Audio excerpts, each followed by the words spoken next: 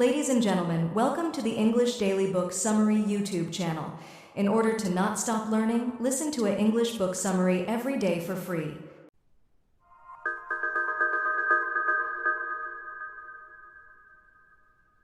David Hume, An Enquiry Concerning the Principles of Morals, an exploration of where our sense of right and wrong comes from. Step into the cobblestone streets of 18th century Edinburgh, Scotland, a city so vibrant with intellectual energy it earned the nickname Athens of the North.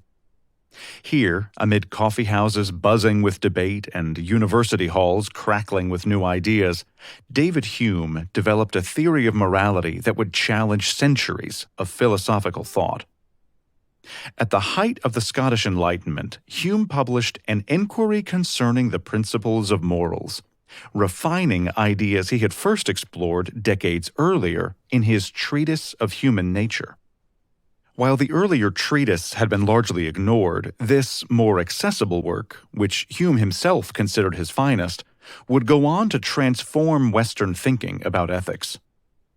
When philosophers and theologians across Europe located morality in divine commands or abstract reasoning, Edinburgh's foremost skeptic made the revolutionary claim, "Our moral judgments arise primarily from sentiment, from feeling, rather than thinking." But if morality stems from sentiment rather than reason, what becomes of religious authority? Locating morality within human nature instead of religion or rationality set in motion ideas that would shape philosophy for centuries to come. Hume developed insights that would eventually influence fields from psychology to economics, but it all began with a deceptively straightforward observation about human nature that continues to challenge how we understand morality today. To find out what, let's now dive straight in to Hume's remarkable vision. A philosophy of the heart. At the center of David Hume's moral philosophy lies a bold and, for his time, radical claim that moral judgments do not come from logic or reason, but from sentiment or feeling. He observed that pure reasoning, as powerful as it might be in other domains, simply cannot motivate human action on its own. You might reason endlessly about facts, but facts by themselves don't tell you what you ought to do. This insight led to what philosophers now call the is-ought problem. Indeed, Hume noted that a great many thinkers before him routinely made precisely this unwarranted leap.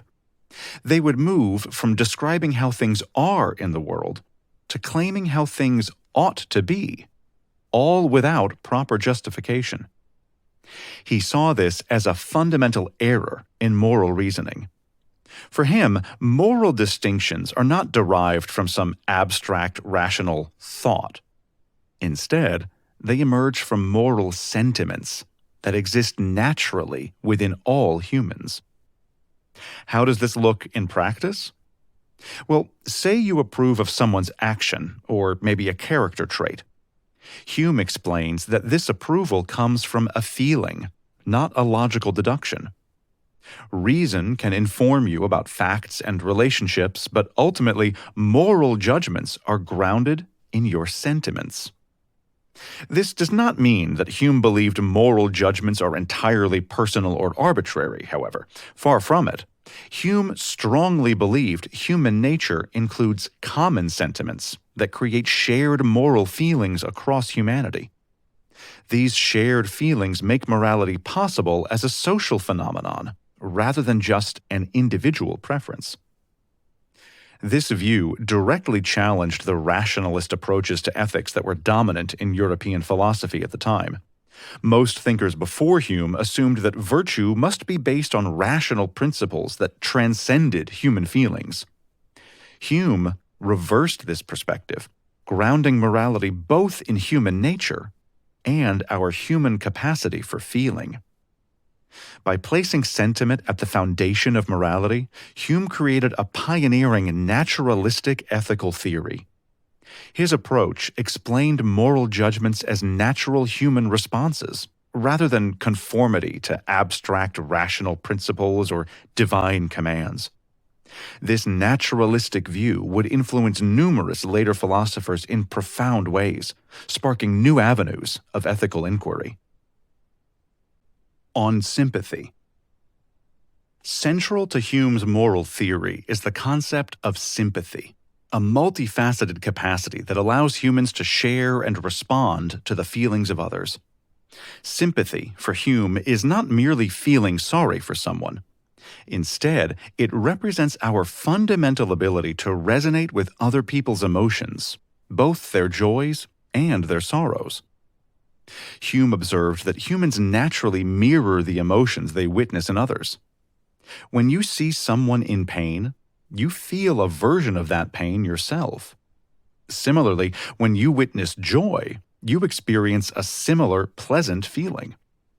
It's quite remarkable that this observation was supported by research in neuroscience nearly 250 years later in 1992, when neuroscientists led by Giacomo Rizzolatti at the University of Parma discovered mirror neurons, brain cells that activate both when you perform an action and when you observe someone else performing that very same action. This discovery provided a potential neurological basis for Hume's earlier insight. But for Hume, sympathy extends beyond this kind of automatic mirroring. It involves your imagination actively working to place yourself in another's position, to truly see the world from their vantage point. It operates through what he called associative principles. These essentially convert your idea of another's passion into an actual feeling. This process is influenced by factors like proximity, similarity, and familiarity with the other person. In other words, the closer you are, or the more like you they seem, the easier it is to sympathize. This capacity for sympathy serves as the foundation for our moral judgments. When you observe an action that brings happiness to others, your natural sympathy with their pleasure leads you to approve of that action. Traits like benevolence and generosity produce happiness in those who receive their benefits. Through sympathy, you share in this happiness, and thus approve of these qualities, considering them virtuous. For Hume, moral judgments are remarkably social in nature. They depend on your ability to step outside your immediate self-interest and share in the feelings of the broader community. The more similar someone is to you, the easier this sympathetic process becomes, explaining why humans often feel stronger moral obligations to those closer to them, like family and friends. Yet, Hume recognized that humans can extend sympathy far beyond their immediate connections. Through conversation, education, and the influence of shared customs, your capacity for sympathy can grow to encompass increasingly diverse groups of people. This expansion represents moral progress not just for individuals, but for entire societies. By grounding morality in this rich concept of sympathy, Hume provided an account of ethics that arises naturally from human emotional capacities that everyone possesses. The social dimension. While Hume grounded morality in individual human sentiments, he understood that these sentiments operate within a broader social context. Your moral feelings do not exist in isolation, but are shaped by and expressed through your interactions with others in society. The sympathy you feel toward others naturally extends beyond immediate personal connections to encompass wider social circles. Hume observed that humans live in communities, and our moral judgments inescapably reflect this fundamentally social existence.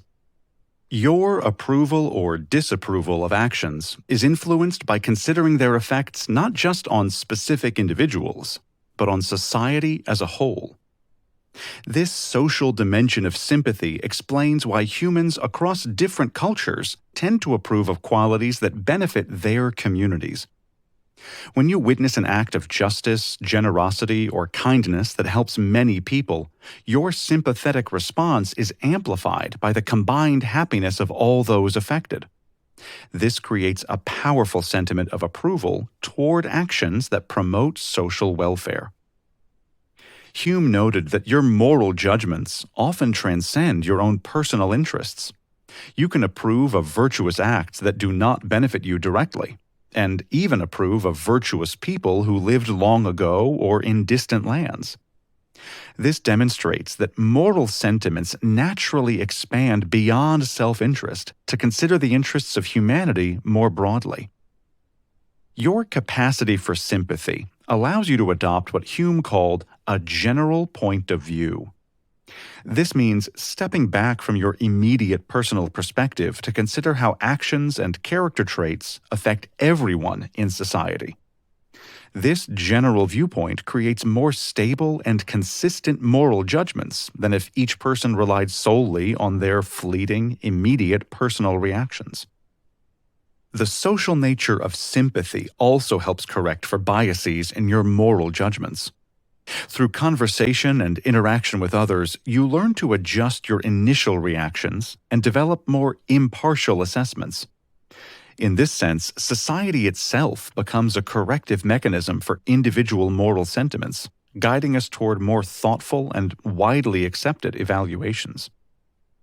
Hume believed that moral progress occurs as societies develop institutions and practices that more effectively align individual interests with the common good.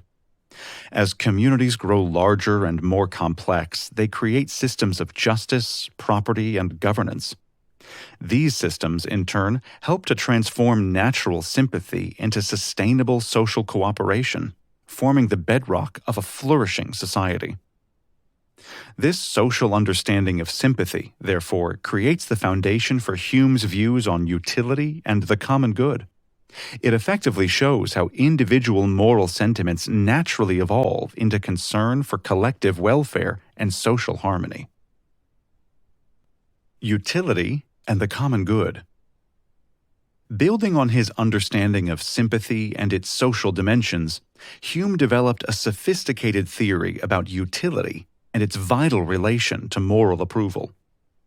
For Hume, utility refers to the usefulness or tendency of actions and character traits to promote happiness and prevent misery, not just for individuals, but for society as a whole. This connection between utility and moral approval appears remarkably consistent across different cultures and historical periods. Qualities like benevolence, fidelity, and honesty receive universal praise largely because they promote social welfare. So, even when you examine supposedly diverse moral systems, Hume believed you would find this shared foundation of utility underneath any surface differences. Importantly, Hume did not see utility as a cold, calculating principle. Instead, he viewed it as intimately connected with sentiment. You approve of useful qualities because your sympathy allows you to feel pleasure when witnessing benefits to others. This emotional response, then, is what truly grounds your moral judgments about utility. Hume distinguished between natural virtues, like benevolence, which directly produce happiness, and artificial virtues, like justice, which benefit society through more indirect means. Natural virtues create immediate positive effects that anyone can appreciate through sympathy. Artificial virtues, by contrast, require social conventions and longer-term perspectives to fully recognize their utility. Your appreciation of utility also extends beyond your immediate circle. Through education and social interaction, you learn to value qualities that benefit humanity broadly, even when those benefits do not directly affect you.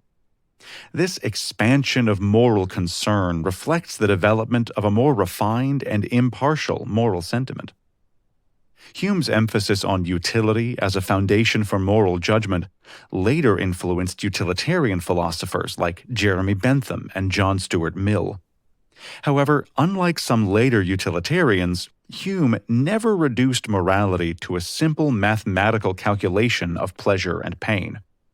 For him, utility remained firmly grounded in human sentiment and sympathy, preserving the emotional core of moral judgment. By connecting utility to sympathy, Hume created a moral theory that explains how individual moral sentiments naturally align with the common good.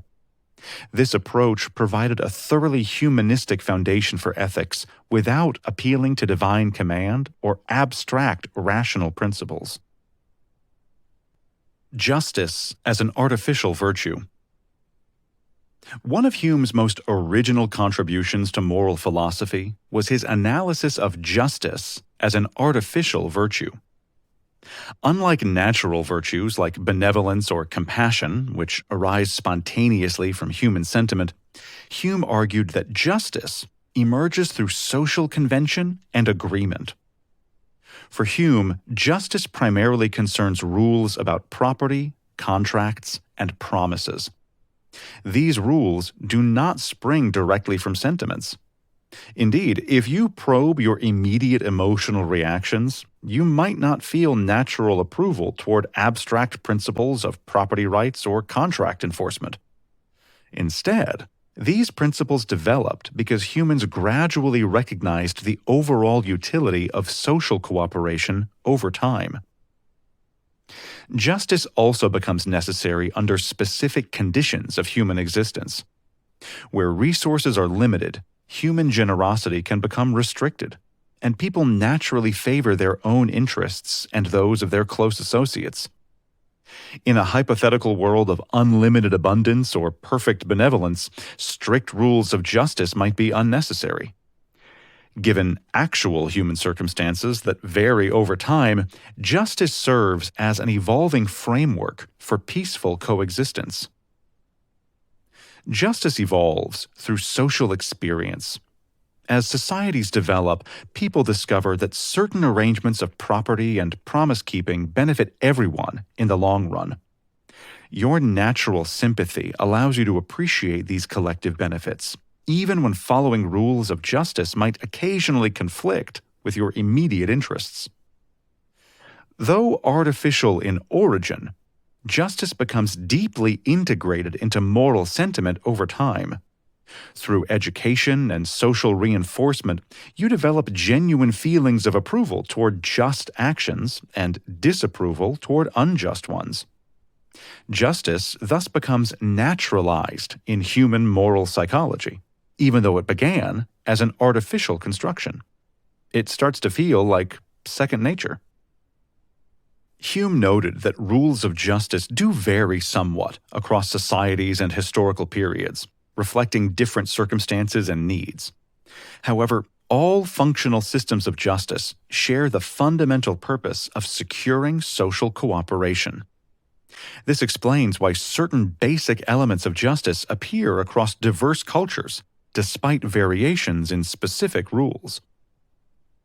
The artificial nature of justice does not make it any less important than natural virtues, however. In fact, Hume considered justice absolutely essential for any functioning society. Without the stability provided by rules of property and promise-keeping, social cooperation would collapse, and human flourishing would be all but impossible. By analyzing justice as artificial but essential, Hume provided valuable insight into how moral systems evolve to meet human needs. This perspective allows us to understand both the universal aspects of justice and its adaptability across different social contexts, without appealing to abstract rational principles or divine law. Character and the virtues. While many moral philosophers focus on abstract rules or individual actions, Hume placed significant emphasis on character traits and virtues. For him, moral evaluation primarily concerns the qualities of a person's character, rather than just their isolated acts. When you make moral judgments, you are typically assessing what kind of person someone is, not merely what they have done in a particular circumstance. Hume believed that virtues are those character traits that evoke approval from moral sentiments. These traits fall into four main categories based on their effects: traits useful to others, traits useful to the person possessing them, traits immediately agreeable to others, and traits immediately agreeable to the person possessing them. This classification shows how Hume integrated both utility and sentiment in his account of virtue. Traits useful to others include benevolence, justice, and fidelity. You naturally approve of these qualities because your sympathy allows you to share in the happiness they produce for society. Traits useful to the person possessing them include prudence, industry, and frugality. You approve of these because sympathetic concern extends to the welfare of the individual as well as to society. Traits immediately agreeable to others include wit, eloquence, and modesty. These traits produce immediate pleasure in those who interact with the person possessing them. Traits immediately agreeable to the person possessing them include cheerfulness and self-esteem. These create a pleasant character for the individual, which in turn affects their interactions with others. Unlike some virtue ethicists, Hume did not believe in a single unified vision of human excellence. Instead, he recognized a plurality of valuable character traits that contribute to individual and social flourishing in different ways. This pluralistic approach allows for diversity in virtuous character, while maintaining that certain fundamental traits deserve universal approval. By focusing on character and virtues, Hume provided an account of morality that goes beyond actions. His approach emphasizes the development of a virtuous character through habit, education, and social interaction. Moral improvement involves cultivating those traits that produce benefits for yourself and others, guided by an increasingly refined and impartial moral sentiment. This naturalistic account of virtue connects individual character development with broader social welfare, showing how personal excellence and public utility naturally align through the operation of sympathy and the moral sentiments.